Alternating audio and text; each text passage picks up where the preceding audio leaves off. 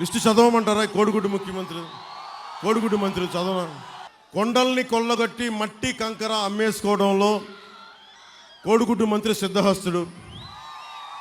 మంత్రి ఆయన అనుచరులు రియల్ ఎస్టేట్ వ్యాపారులను బెదిరించి కమిషన్ వసూలు చేయడంలో దిట్ట.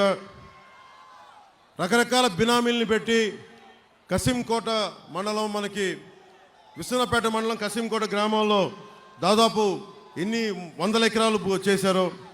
క్వారీల యజమానులు బెదిరించి కమిషన్లు గుంజుకోవడం, రియల్ ఎస్టేట్ వ్యాపారాలతో పాటు ప్రైవేట్ సెటిల్మెంట్లో కూడా ఆరితేరిపోయారు వీళ్ళు.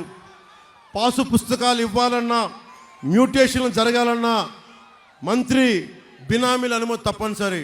రేపు పొద్దున మా ప్రభుత్వం రాగానే ఈ బినామాల సంగతి పడతాం మీకు. కోవిడ్ సమయంలో రెవెన్యూ దస్త్రాలని తారుమారు చేసి బంజరు భూముల్ని జిరాయితీ భూములుగా చూపించి అమ్మేశారనే ఆరోపణలు ఉన్నాయి.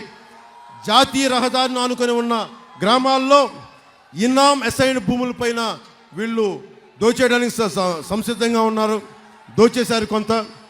ముఖ్యంగా జగనన్న కాలనీల కోసం 400 కోట్ల రూపాయల భూముల్ని, మనకి ప్రభుత్వ ధనాన్ని దోచేశారు వీళ్ళు. పిసినికాడలోని 80 ఎకరాల దళితుల భూమిని, ఒకవైపేమో విజయవాడలో 100 అడుగుల పైన అంబేద్కర్ విగ్రహం అని చెప్తారు, ఇక్కడ డాక్టర్ సుధాకర్ని పాపం చంపించేశారు, పిచ్చోడిని చేశారు. ఇంకోవైపేమో పిసినికాడలో 80 ఎకరాల దళితులు అసైన్ భూముల్ని ఎకరానికి 60 లక్షలు విలువ చేసే భూమిని 13 లక్షల చొప్పున బలవంతంగా లాగేసుకున్నారు.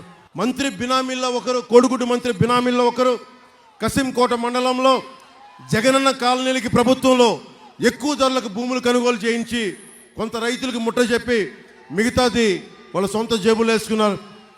మంత్రి బినామీల్లో క్రికెట్ బెట్టింగ్ రాయుళ్ళు, మైనింగ్ మాఫియాకి రక్షణ కవచంలో నిలుస్తూ ఉన్నారు. మీరు అక్రమ కేసులు పెడతా ఉన్నారు. ప్రభుత్వం రాగానే మీ బినామీలకి, ఈ రౌడిజంకి బలమైన చెక్ పెడతాం.